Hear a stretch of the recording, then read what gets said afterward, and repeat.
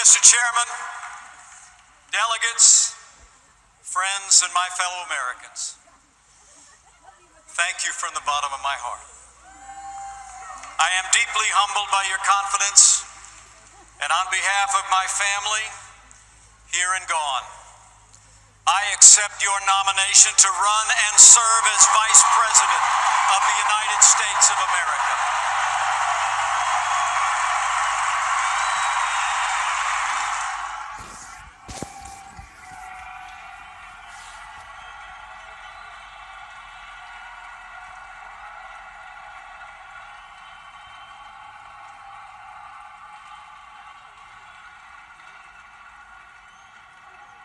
And let me thank Speaker Paul Ryan for that gracious welcome. Paul, you're a true friend and a great American leader. But Paul knows me well, and he knows the introduction I prefer is just a little bit shorter. I'm a Christian, a conservative, and a Republican in that order.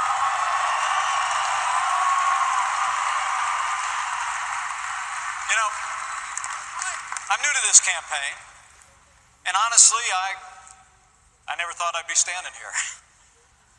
I thought I'd be spending this evening with all my friends from the great state of Indiana.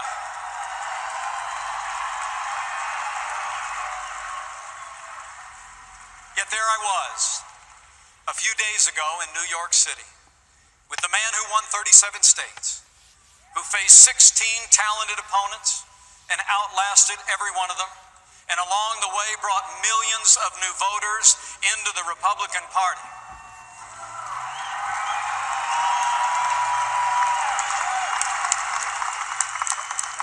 You know, he's a man known for a large personality, a colorful style, and lots of charisma, and so I guess he was just looking for some balance on the ticket.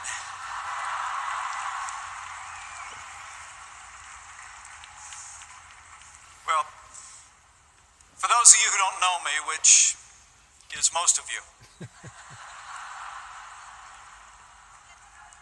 I grew up on the front row of the American dream. My grandfather immigrated to this country. I was raised in a small town in southern Indiana, in a big family with a cornfield in the backyard. Although we weren't really a political family, the heroes of my youth were President John F. Kennedy and the Reverend Dr. Martin Luther King, Jr.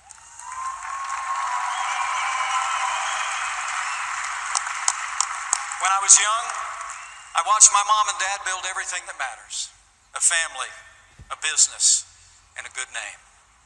I was raised to believe in hard work, in faith, and family. My dad, Ed PENCE, was a combat veteran in Korea.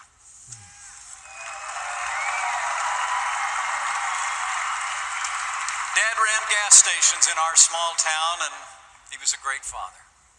If Dad were with us today, I'd have a feeling he'd enjoy this moment and probably be pretty surprised. But it's such a joy for me to tell you that my mother is here.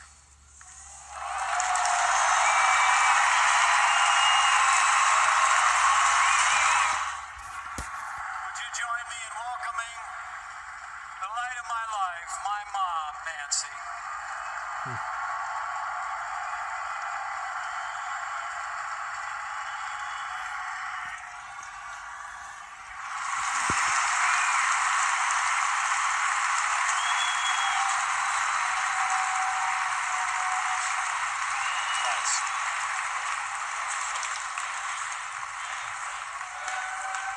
You know, growing up, I actually started in politics in the other party until I heard the voice on the ideals of the 40th president, and I signed on for the Reagan Revolution.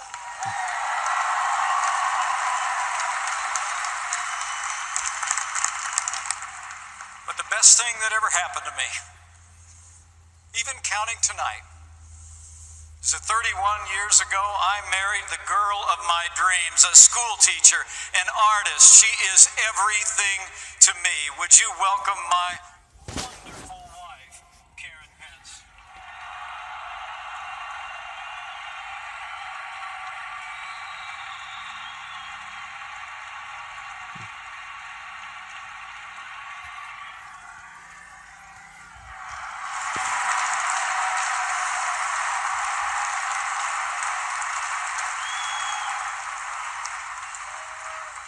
And regardless of any title I'll ever hold, the most important job I'll ever have is spelled D-A-D.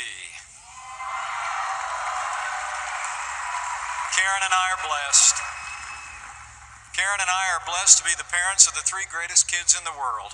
A writer named Charlotte, a college student named Audrey, and a second lieutenant in the United States Marine Corps, Michael J. Pence.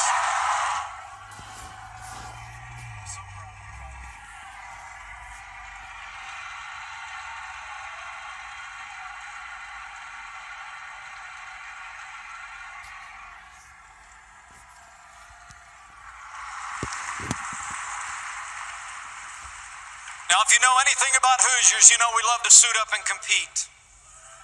We play to win. That's why I joined this campaign in a heartbeat. You have nominated a man for president who never quits, who never backs down, a fighter, a winner. Until now, he's had to do it all by himself against all odds, but this week, with this united party, he's got backup, and on November 8th, I know we will elect Donald Trump to be the 45th president of the United States of America.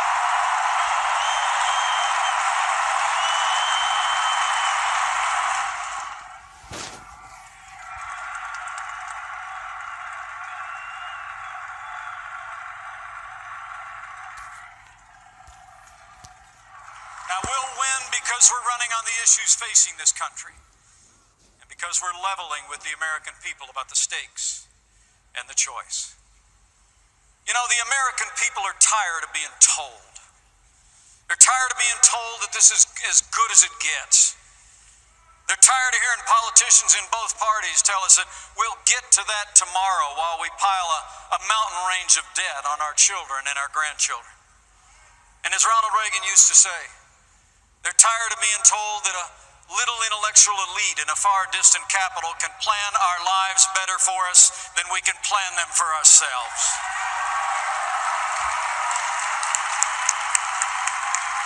In the end, this election comes down to just two names on the ballot, so let's resolve here and now that Hillary Clinton will never become president of the United States of America. Yes.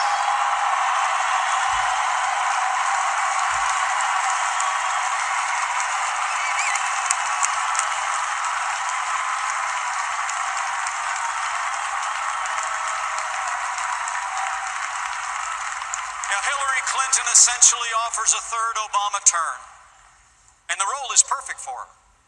She championed Obamacare because years earlier she had all but invented it. The national debt has nearly doubled in these 8 years, and her only answer is to keep borrowing and spending.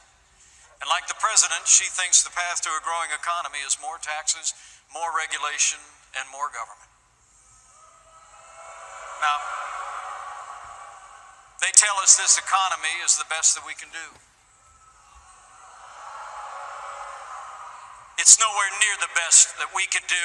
It's just the best that they can do.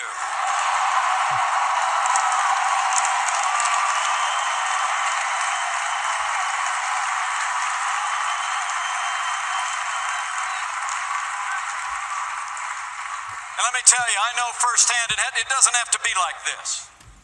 In my home state of Indiana, we prove every day that you can build a growing economy on balanced budgets, low taxes, even while making record investments in education and roads and health care. You know,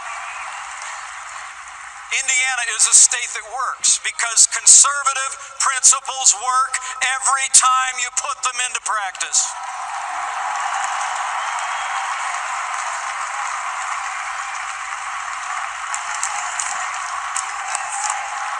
Yes, sir.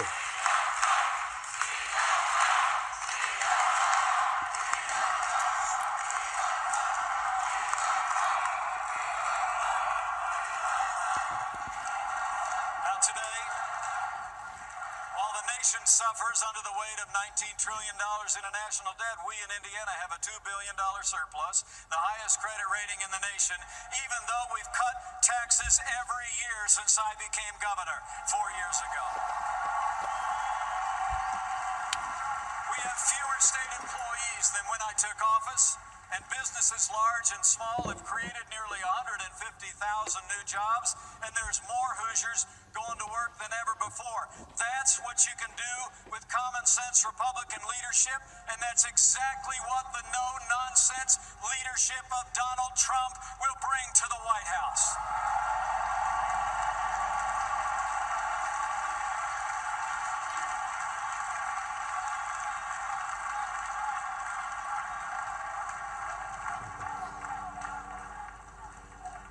You know, Donald Trump gets it. He's the genuine article. He's a doer in a game usually reserved for talkers.